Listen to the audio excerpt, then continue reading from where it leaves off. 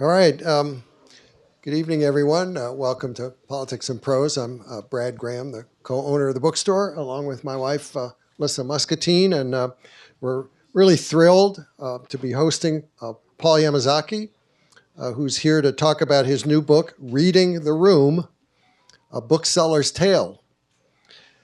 Paul's a legend in our business. I know he's so modest that he blushes when people describe him that way, but he's been a bookseller at City Lights, which itself is a renowned bookstore in San Francisco, for a mere 54 years.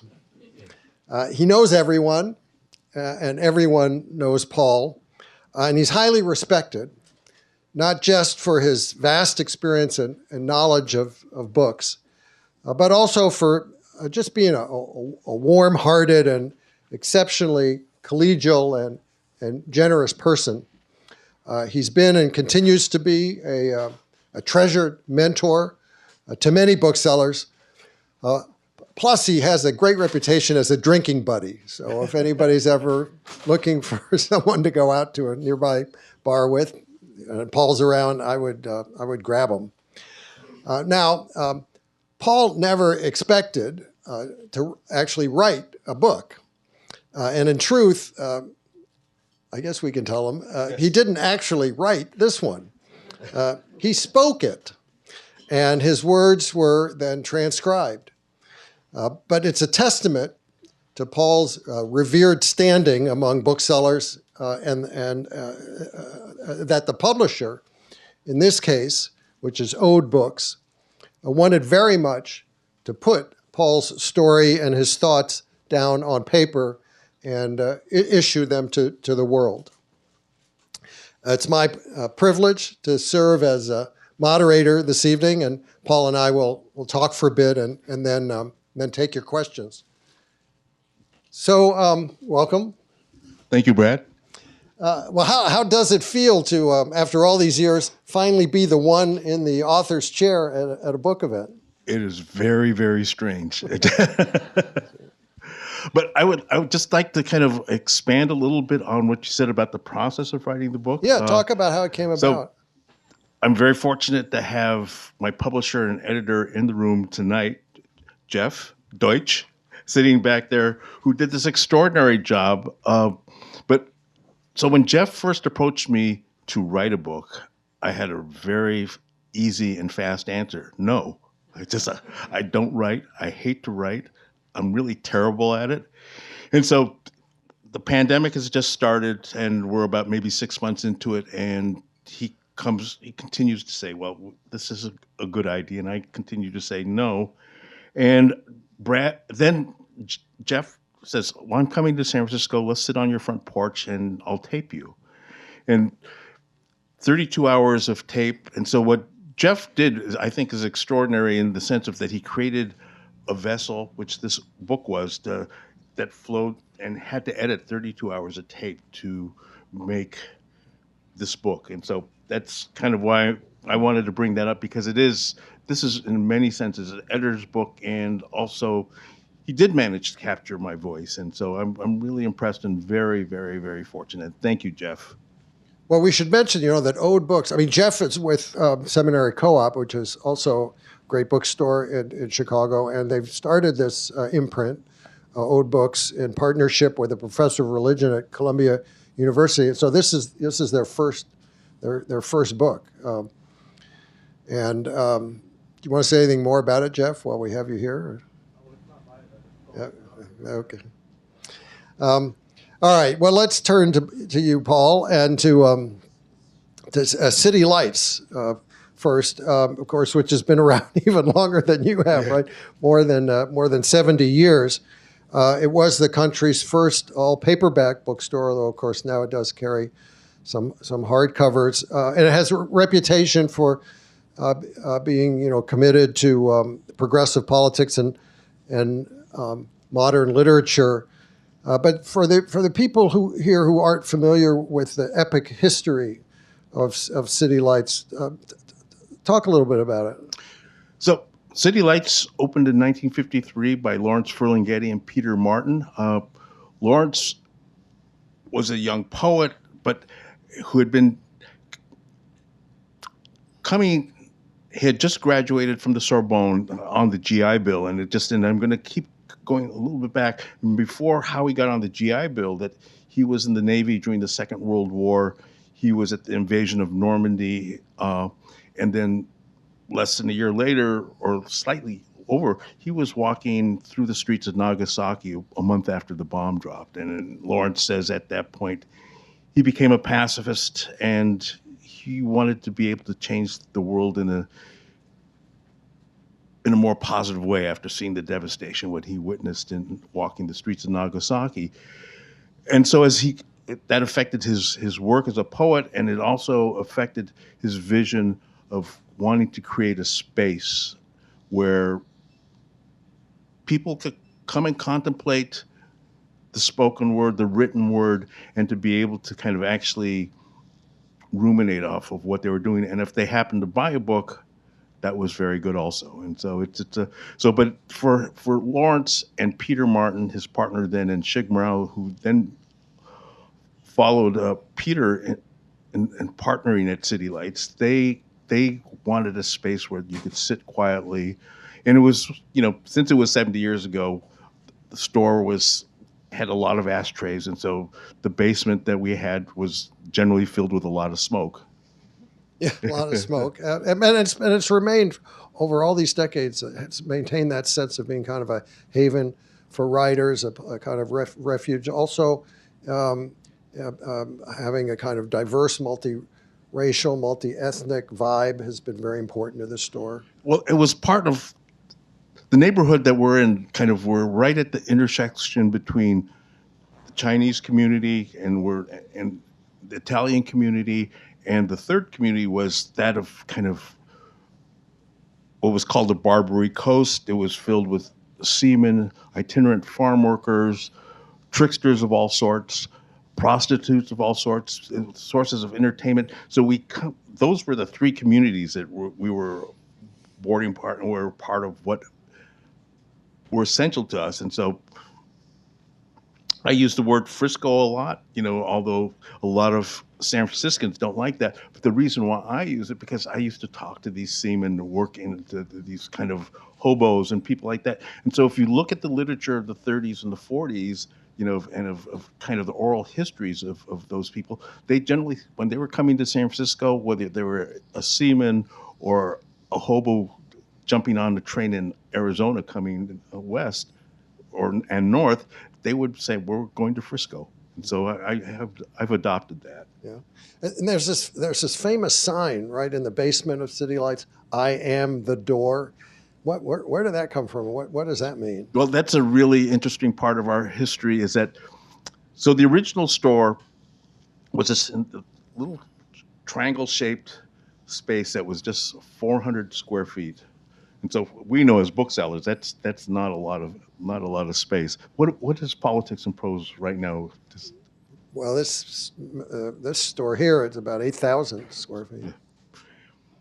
A little bit. And so when I first walked in here, the store now is about maybe more than twice as large as what was originally when Carla and Kathy first opened this space. Well, originally, 4 times. 4 times. Yeah, it opened at just across the street in a space that's about 2,000 square feet. Yeah. But to answer your question, so about 3 years after we originally opened, we got this basement space. The building, I should mention, was one of the first buildings built in our part of San Francisco after the earthquake. Everything in our part of town had burned down, and with the exception of one building that was a liquor warehouse. And apparently the firemen, I don't know if this is true or not, the firemen made great efforts to save this liquor warehouse. But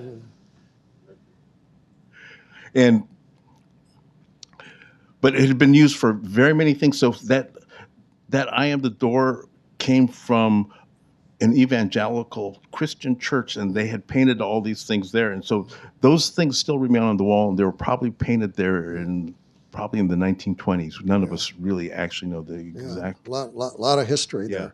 So let's talk about, speaking of history, or of your,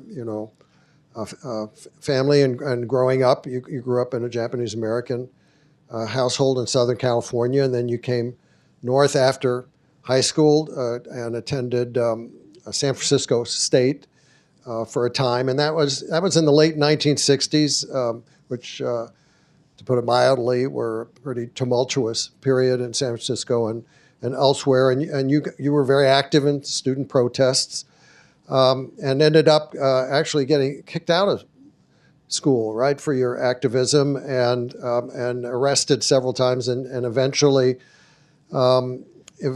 ended up serving 6 months in jail. So, how did you end up at City Lights? Oh, one of my political comrades was a poet named Francis Oka.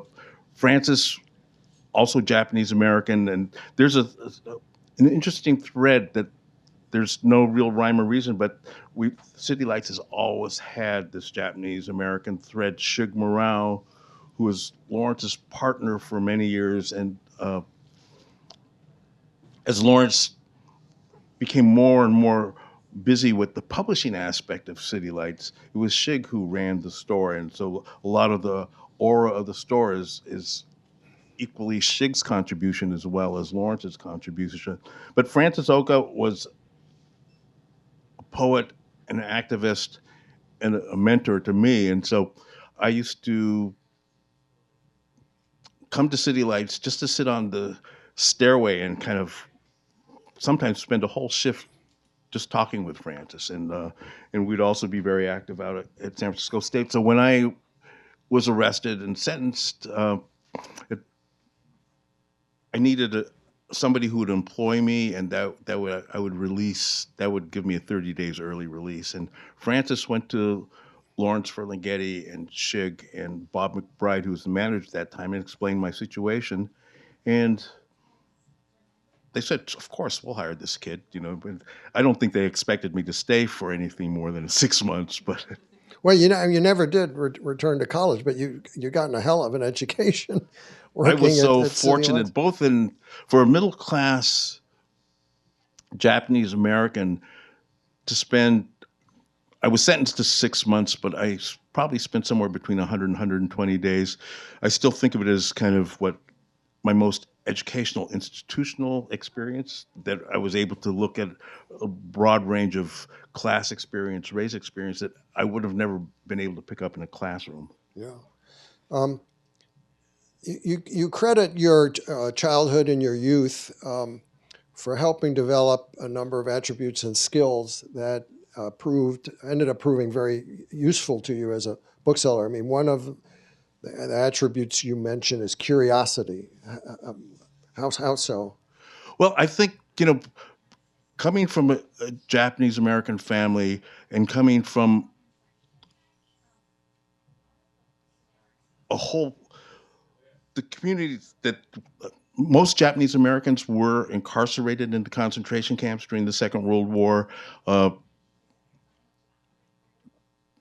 Individuals react to that very differently. I think for like my mother, for example, never quite got over that. And so like when we were being raised as in this young kind of suburban San Fernando Valley, that we were one of the first tracks in this portion of the valley, that my mother was a good cook, but she wouldn't cook any Japanese food. So I didn't learn how to use chopsticks until I was about 10 or 11. And so because she was so, I would use the word traumatized by her experience as being incarcerated in concentration camps, that she felt to protect us, her children, that we had to assimilate into American culture and erase any form of Japaneseness in our daily practice. Mm-hmm. And so all these things, and at the same time, both my parents were political progressives. They were Henry Wallace Democrats, and so I grew up in this household that was always questioning, always kind of understanding the world. My dad was a Dodgers fan because Jackie Robinson was the first African American player to play in the major leagues, and he was a Dodger. So my dad became a Dodgers fan. He was also a doctor. Yes, pediatrician.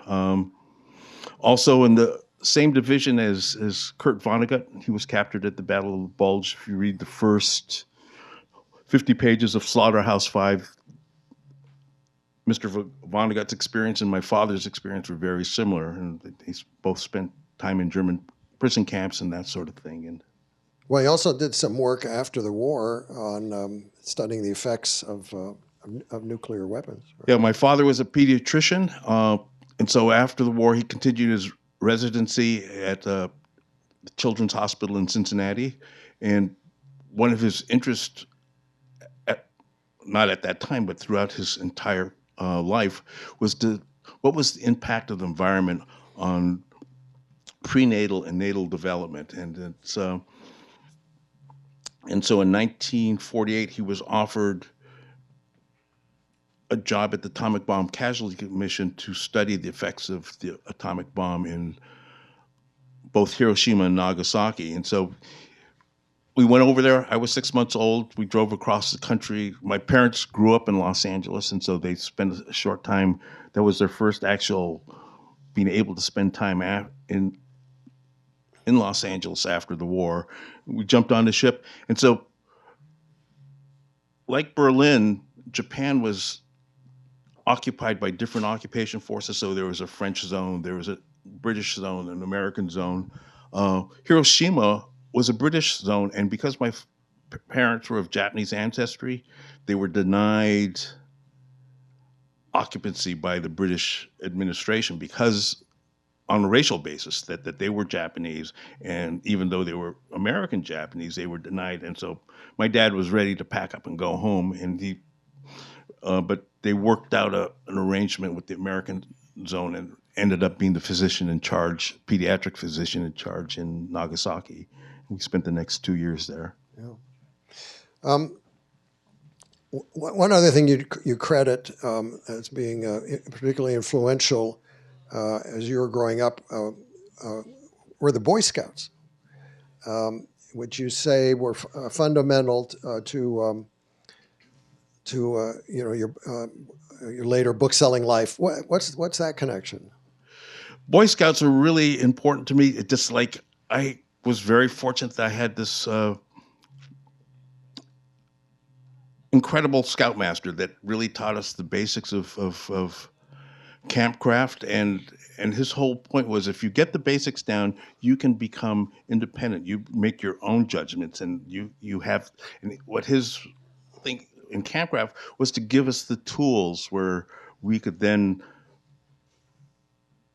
walk or camp independently. And and so we would take these long hikes, 110 miles, 120 miles, and I would be able to walk by myself for most of the portion of the days if I chose to, and because he had enough confidence that he had given us the skills to do that. And we'd only meet twice during the whole course of the day. That we'd have a couple rally points, but the point there is it gave a sense of independence of how to develop critical skills, how important it was to be very look at the details of how we do things. And I think it's one of the things that we share as booksellers is that detail is really important. It may seem like drudgery or something like that, but it is for most of us that have how we've sustained our stores is really looking at the details. Oh yeah, it's definitely all in the details. Yes. All right, so let's talk about bookselling. I mean, you got hired, there you were right out of jail, and as a young bookseller, and eventually you became, and have been now for some decades, the chief book buyer at City Lights. So explain to people what that job entails. Well, at City Lights, one of the things that I changed for City Lights is that I brought the whole staff into the buying process. That in those days, 45 years ago, that we had printed catalogs, and you don't really need to instruct any reader how to go through a catalog, a printed catalog, and so. But I had then, and I continue to have amazing colleagues who are really curious in profound ways and are essential to what City Lights is and does, and essential to kind of my being good at what I do. And so we circulate those catalogs. They come back to me annotated in various ways, and it's and we'd often, if we'd talk about these things. So, like, I'll give you a specific example. One of my colleagues for a long time, Scott Davis, started reading Cormac McCarthy in the initial reprints that Daniel Halpern, who ran a press called Echo Press, was doing these reprints. Cormac's early works were, in a commercial sense, tremendously unsuccessful. His fourth novel, Blood Meridian, sold less than 3,000 copies. But it was through those conversations where Scott essentially insisted that I read these books. It's just like, if you don't read these books, you simply aren't a bookseller. And so, because he was a good friend of mine, I respected him, I did read those books. And so before All the Pretty Horses, we became really focused on, as one of the authors that Cormac was. And so we were ready for All the Pretty Horses to kind of, there again, it's a really amazing story of author that had gone through almost 2 decades of commercial failure, and then a visionary publisher and editor said, let's do one last push on them. And that was Sonny Mehta, who had just come over at Knopf, and Gary Fiskajon, and they sent out, because they knew they had no economic latitude to really do a big commercial campaign. This is an author that was like marked by commercial failure. But what they did was they put together a little Kinko-bound Xerox of the manuscript, and they sent about 100 copies out to various booksellers and other people they thought would be. Rick Simonson back there, one of the great book buyers here, was one of those people who got those. I got a copy of that, and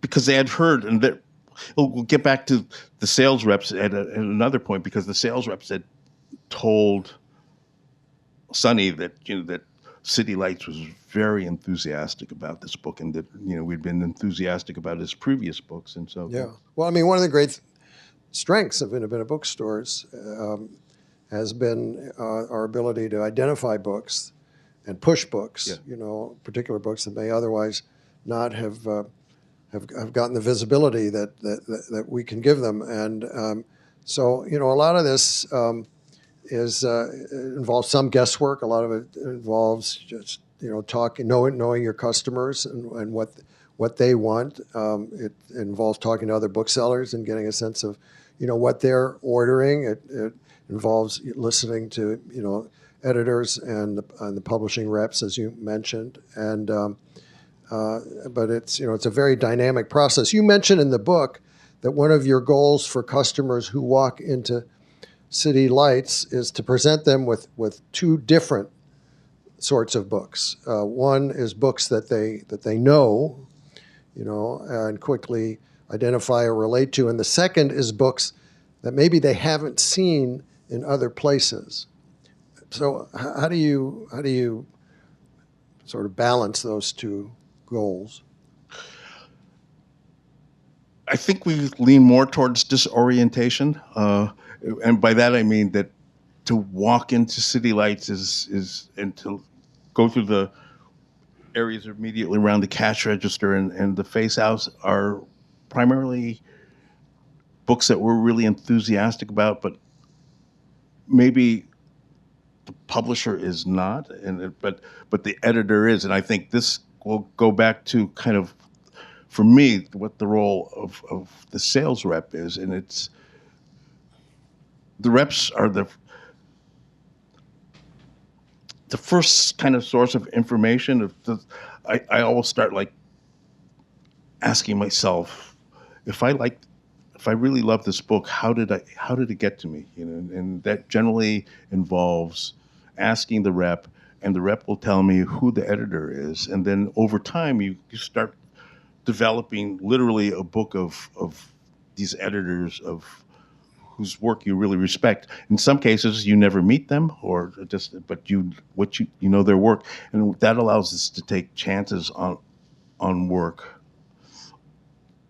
that we can then take out in quantity, put on the front tables, and hopefully attract the reader. And I think after 71 years that we've done a fairly good job with that. Yes, I would say so.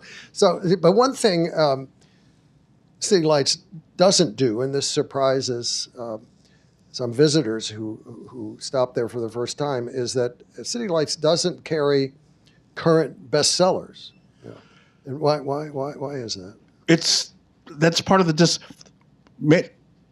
some of these books are very good, but we also look very closely at print runs. And so like an announced print run that a publisher announces that we're going to publish 150,000, and its initial thing is that we look at those books very differently. We could actually like the book or the author quite a bit, but if they announce it 150,000, that means that City Lights doesn't need it because that book will be in many bookstores. And and one of the things that the Bay Area is very, very fortunate is we have a lot of very good booksellers and a lot of very good bookstores. So I know that those books will be represented. I couldn't do that without being part of a larger community of booksellers, because we'd be doing a disservice to the readers. But I know I'm not doing a disservice to the readers because I have so many great colleagues. Yeah, well, and you are particularly known for championing new and diverse voices and small and independent presses. I mean, that's also one of the sort of claims to fame of City Lights generally. You've in that way you've been a great example to a lot of the rest of us in the book business. But that sort of has come naturally to you, right? Well, as a Japanese American, as a person of color, and as kind of like watching how culture develops, and then to be, as you go through list, or if you look at the culture in general, and to feel that you've been excluded or erased or made invisible, then it was part of a challenge for me as a bookseller to kind of make more visible those writers who do exist, and to bring them forward. And that may sound idealistic, but it's also good business practice, and that to be able to be identified as somebody who's taking chances, and the people readers who want to take chances will come with you. And so one of the words that I use a lot is trust. And so I don't necessarily think about audience when we're acquiring books for City Lights. That trust allows us to kind of really just go for what we think to the best of our ability is the best out there, and that we don't have to think about margins or any kind of like, who are we trying to buy this book for? Yeah. And there again, after 71 years, I think we've done a good job that because the readers trust us, that we've walked together on this path. Yeah. I mean, it's often said, that bookstores reflect, independent bookstores reflect the communities that they're in. But I know you've given a lot of thought to how bookstores affect their communities. And so talk about that.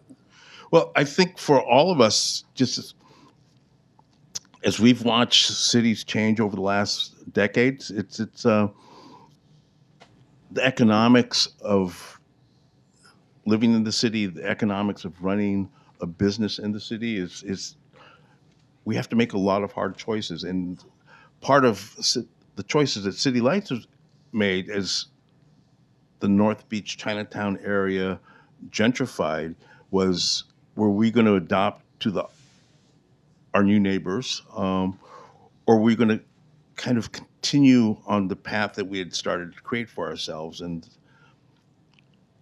we decided on the latter course, and that we would have to actually engage and converse and try to explain to our new neighbors why we do what we do. And so over the course of, and it wasn't an easy project. I mean, that was like, there was a certain amount of tension for a decade that somebody would come into the store and they didn't see that book that they had seen reviewed in the New York Times or something like that. But over time, there again, I'll go back to that. We have a lot of great bookstores there, and that people in the immediate neighborhood came to know that they could find things that and discover things that they hadn't seen in the Times or other places, and they would see us as a source of that, and then they could go down to the Ferry Building to Book Passage and get that other book. And so so we couldn't do that in isolation. And I think community is a really big part of that, as I've mentioned earlier. Yeah. Well, now City Lights, I mean, in many ways, it's remained very true to its original mission, but it has evolved. It has changed over time as the times have changed. I mean, I mentioned in the beginning that originally it started out as all paperback, and at some point the decision was made. I think you made the decision, right, to bring in hardcovers, and That's correct. yeah. And so, in what ways has it changed? We've had to evolve towards actually becoming knowledgeable about business, and to yes, it is, because Doesn't happen by itself. and it's a shocking and hard transformation. But I'll answer that in two ways. One is just we adopted hardcovers, and that was there again was through a lot of discussion. My argument why we should carry hardcovers, even though Lawrence was very proud of the fact that we were the first paperback bookstore in the United States, and that was a really strong part of our identity. But we were also a publisher, and a publisher that was known for kind of like expanding the horizons of American literature. Allen Ginsberg's poem "Howl" would only be one example of what we did as a publisher. My reasoning, That was in the 50s. That's yes, kind of what 1955. made City Lights famous at the time. Lawrence was arrested.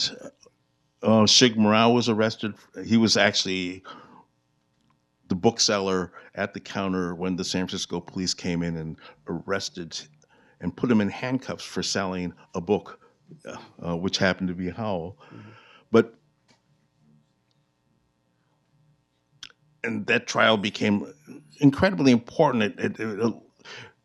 Because Lawrence was successful in that thing. And so I should step back. Lawrence knew he was at the reading when Allen read that poem for the first time, which was at the Sixth Gallery in San Francisco.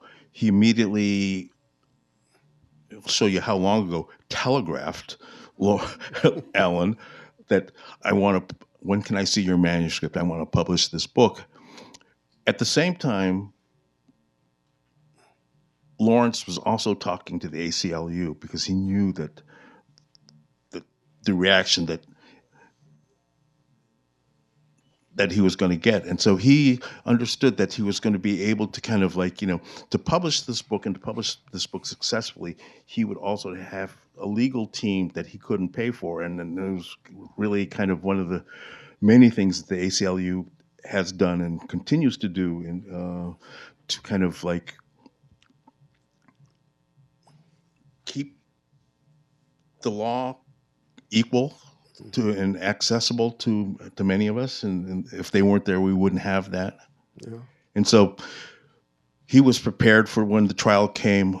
We had a successful outcome there, and that allowed Barney Rossett to then publish D.H. Lawrence and Henry Miller, and and the list goes on. Yeah. But Lawrence Ferlinghetti passed away, of course, in 2021, and how has that affected City Lights?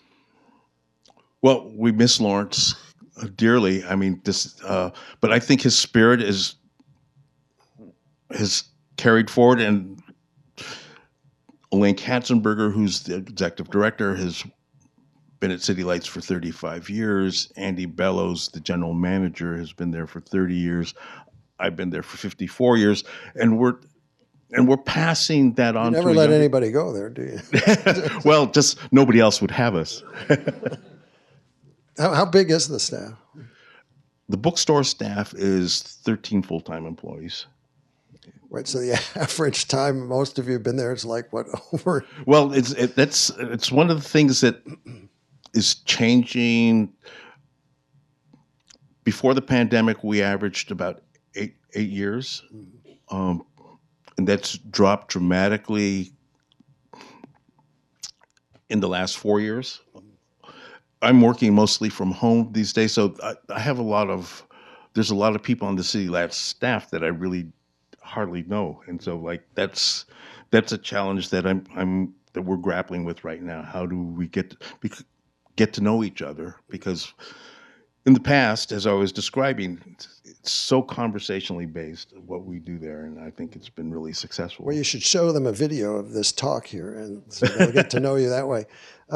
So I've just got another question or two for you, and then we're going to open it up to the audience. So please think of your questions, and you can begin to line up at the microphone right over there. Let's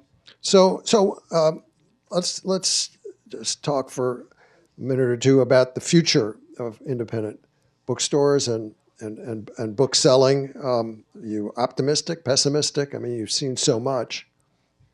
I'm basically optimistic, and I mean the challenges for independent bookstores are immense, and then one of the issues of race and class and economics are really it's a big mountain, and I don't know if we can climb over it, but it is our goal to climb over. But basically, the economics of running an independent bookstore, our profit margins are so slim. At City Lights, for example, for every dollar of sales that we generate, that generates less than 1% profit. And so being able to create a living wage for booksellers is a very difficult proposition. And we're not talking about minimum wages, we're talking about living wages. And that's kind of the thing that we're striving for at City Lights, but we know I would have to generate another 20% of income that's not sales to meet that goal. And so it's a huge challenge. We're thinking about how to address that, but there are certainly no solutions. And if people have ideas about that, my ears are very open to that. Yeah, no, obviously that's a huge concern for all of us in this business. But I think one thing that does give you hope, I've heard you talk about this, is how it brings us back to the issue of diversity. You know, there's so much of the new talent coming into the business, you know, reflects communities of color and other groups that haven't been as well represented in the book business, right? No, that's absolutely correct, and I'm very kind of proud of that. And I'm also kind of like, I mean, one of the pleasures of being a bookseller is that every day we get affirmed for what we do by the fact that you come into our stores, that you purchase the books that we have selected for you to read. And so that's something that the writer doesn't get to experience on a daily basis. That's something that the editor does not get to experience on a daily basis. That gives me a great deal of optimism because of what we do at City Lights, that you have allowed us to make that a sustainable business. I mean, there are challenges there, but our doors are still open, and the readers are coming in, and the inspiration is that you continue to see younger readers come in, picking up these books, and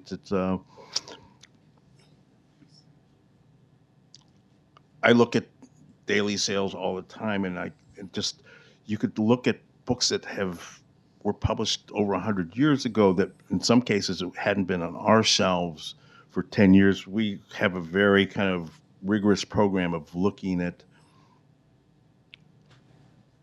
what we in the book business call backlist, and are able to introduce books that we haven't carried for a long time. And of all sorts and from all types of publishers, and readers find them. So because I'm not coming into the store on a regular basis anymore, some books that we've come in that we haven't had in 10 years, I still haven't seen them because they sell so fast. You want to recommend a few titles? I would love to. So I think one of the key authors in American literature is a Japanese-American author named Karen Yamashita. Karen has been writing for about the last 25 years. She's been published by Coffee House during that whole time. And if there was one book of Karen's many books that I would recommend, and it's The I Hotel, which is a multifaceted novel told in 10 big chapters, and each chapter has a different formal use of language. And just to highlight that one of those chapters is all told as a graphic novel. But so she adapts different narrative voices, different ways of expressing it in language. I consider that book kind of one of the towering princes in American literature. So I'm very much of an advocate for that. Do we have this, Lisa? We're going to check right after. Oh, we have one copy. Okay, there we go. We're going to hurry up and order more. So let me just ask one more question, and then again, I invite people to come to the microphone and to ask your questions. But at one point in your book, you say, "This is one of the richest and most rewarding times to be a reader of literature." As a reader, and as a bookseller, I am so enthused that we're coming out. Like, I'll use the example of Percival Everett, for example, that many people know him now for James, but Everett has been writing novels for close to a quarter of a century, and has been, like I was mentioning earlier with Cormac McCarthy, it hasn't been remunerative for him. I mean, he's had to teach through this whole time. He can't live off his writing. I don't know him personally, but I've been a reader and champion of his work for a long time, and so to see one of his early novels, Erasure, adopted into the film American Fiction, and to see that James, his most recent novel, has been embraced by booksellers and also been embraced by you, the readers, that it's now one of the best-selling books in stores all across the country in all sorts of communities. So those are things that gives me a lot of hope, because the writer persists, the reader persists, and the editor persists, and in Percival's case, he's been rewarded, and so. But we see that over and again, and there's so many writers I could talk about. And I'll just mention one more: Victor Lavelle.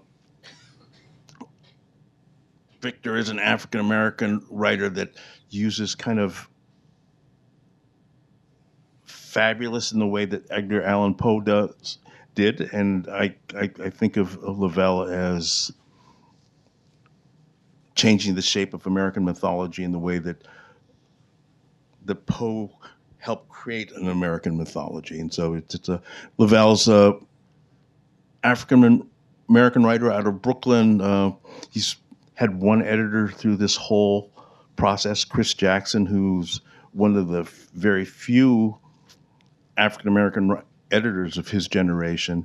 And because of Chris's example, there are more and more young people of color coming into the business. And so when you go into Random House, or you go 20 years ago when Chris started, we was singular, just between Rick and myself, we probably knew most of the editors of color working in trade houses, and now we don't, and that's a great thing. Okay, we're going to go to audience questions, and I see at the microphone here, I got to introduce Paul. This is Judge Tatel. He's an esteemed federal judge and soon to be author. First time author. Congratulations. Yes. Thank you, Brad. Sure. Yeah, it was an event in June at PNP. May I ask the title of the book, please? Yes, it's called Vision. Well, It'll be out June 11th. It's called Vision, a memoir of blindness and justice. So I'll look for that. Thank you. I hope you will. Yeah. So I thought, I was particularly intrigued, Paul, with the little factoid that your profit margin is so low. I mean, I knew it was low. I had no idea it was that low. And we all read about the turmoil and the changes in the publishing business that are ongoing now. What's your sense of the future of great independent bookstores like yours and Politics and Prose? Are you optimistic about their future and about being able to continue the kind of careful book buying you and Politics and Prose do, and if you are, why? Can you talk a little bit about the future? Yeah, I am essentially optimistic, and the reason why is that there are. Oh, I'm sorry, Paul. Just a second.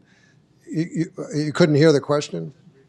Oh, you want me to try? Here, is this better? Yeah, that's. I'm better. sorry. I'm sorry. Here's the quick version of my question. What's your sense of the future of great independent bookstores like City Lights and Politics and Prose? You all have these tight profit margins. There's a huge amount of turmoil in the publishing business. Are you optimistic that stores like these two can continue, especially continuing their very careful book buying? Are you optimistic about that? And if so, why? I am optimistic, and I think because of the younger people coming into the business, and they're coming into the business in a way that I did not, that they understand the difficulties and the challenges in a way that I didn't understand them. And I think Washington, D.C. and Politics and Prose is a really good example of that. Everybody who's lived in Washington for a long period of time knows that when Olson's collapsed and that without Politics and Prose and without Kramer's, Washington, D.C. would have been a book desert. But because Politics and Prose was here, that was a core. A lot of the stores like Loyalty, for example, have come out of this institution. And so we're seeing this around the country. We're seeing it here, like Mahogany Books in the southern part is two young African-American, a couple who started selling children's books out of their bedroom because they saw the need within their particular community that they felt was not being addressed. And 10 years later, they have their own brick and mortar too. That's fantastic. And so I think, and we can see that around the country, and that those types of developments, are they going to have the same challenges that we do? But they already have a little bit of a head start in the sense that they understood what the challenges are, and they're ready to address them and are addressing them. Yeah, Judge, don't worry. Politics and Prose is determined to remain in business until at least your book event in June. Thank you.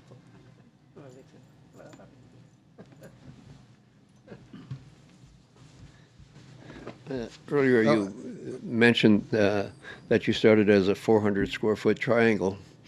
What size is the triangle now? It's about 2,100 square feet of retail, based off on 3 floors. And so most of the rooms are quite small.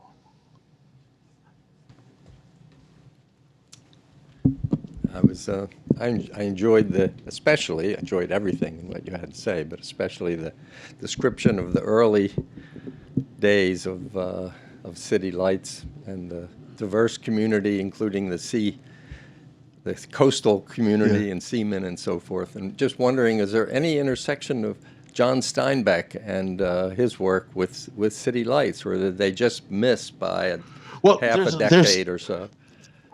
There's not a direct connection. I don't know if Lawrence Ferlinghetti and John Steinbeck interacted, but that whole literary culture, like yes, I mean that to pay attention to the great diversity and depth of California culture Right, that Steinbeck did, that definitely affected how we look at the culture and how we look at the entirety of American culture to create that strong grade. And so that's why there's so much emphasis on race and class at City Lights.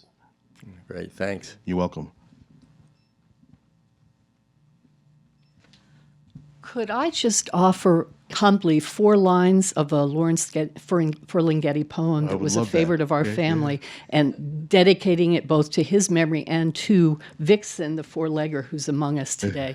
The dog trots freely in the street and sees reality, and the reality he sees is bigger than himself, and the reality he sees is his reality. So 2 alternative questions, whichever one you prefer. Is there some impression of Mr. Ferlinghetti that you have that you don't think most of the general public, even those who admire him, might know about? Or what are the qualities of the books that really draw you? Well, You can answer both of them too, Paul. well, I think thank you for the question, by the way, and thank you for reading Lawrence's poem so well. But Lawrence, the quality that he's not recognized for is his ability to create something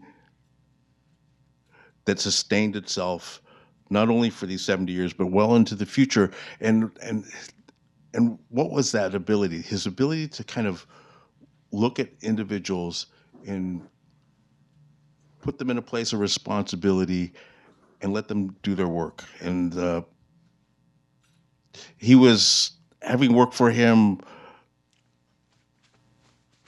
for 5 decades plus,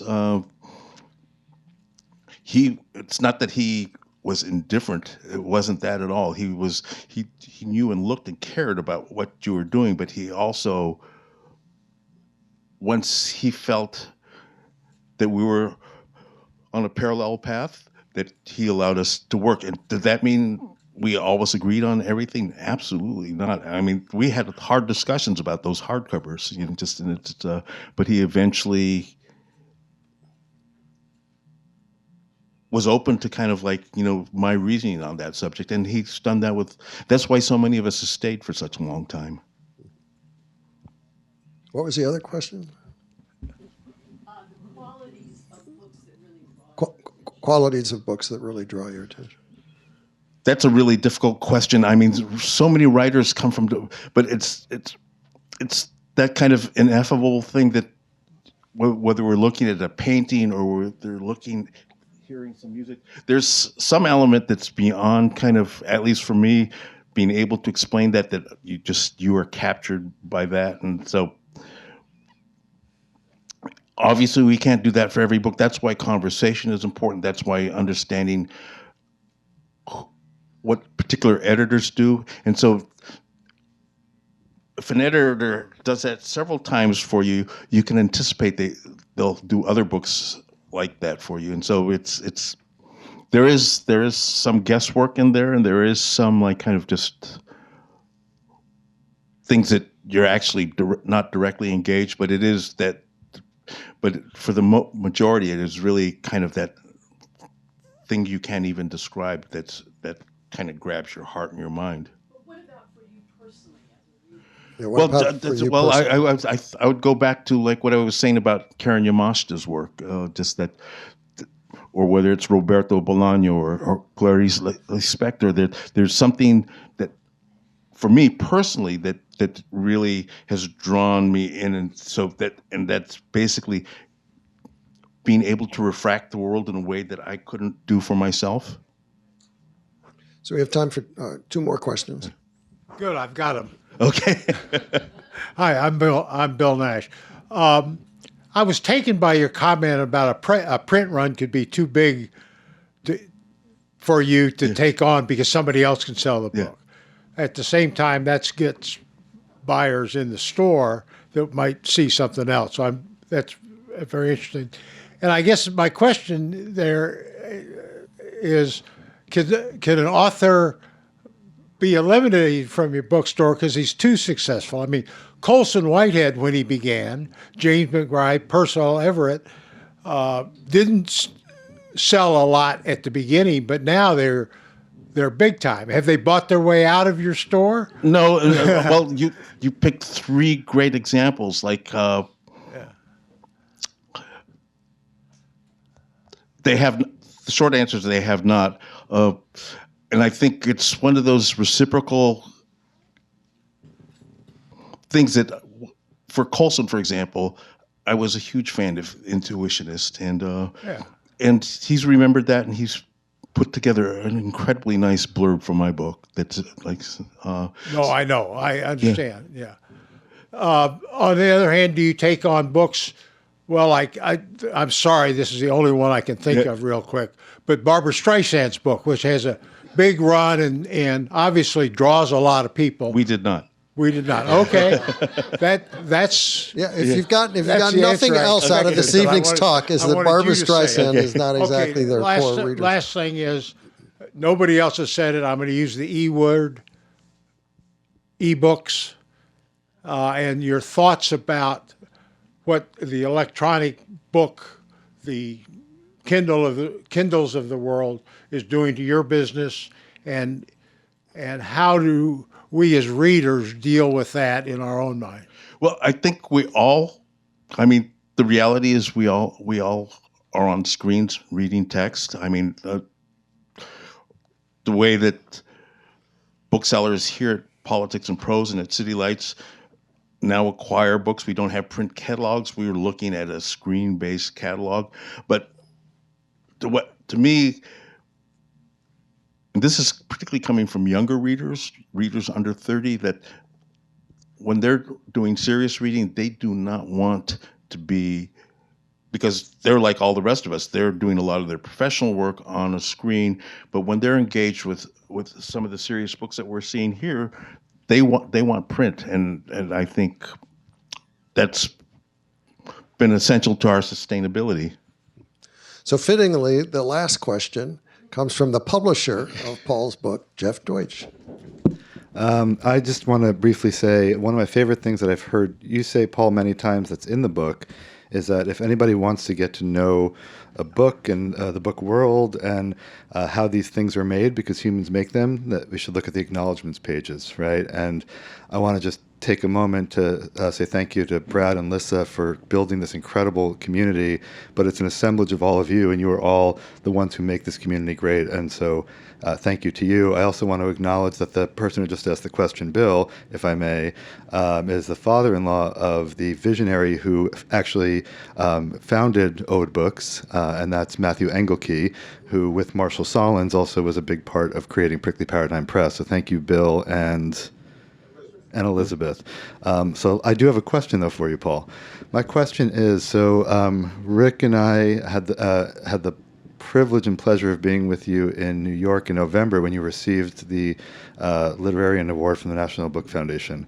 And I want to know what it feels like to be sitting in a room with Oprah Winfrey and LeVar Burton and everyone else in publishing and have Mitchell Kaplan hand sell your book to that crowd. Mitchell Kaplan is another legendary bookseller. He owns Books and Books in the Miami area. Well, thank you for that question, Jeff. But it's a stunning irreality. It's something I still not. I'm not adjusted to be sitting here in front of all of you. I'm a bookseller who's most comfortable on a bar stool in a quiet back corner. That's why we gave you a bar stool tonight, Paul. Well, thank you so much, Paul. Well, thank you. Thank you. Thank you all very much. Thank you. Thank you, Brad. That was great.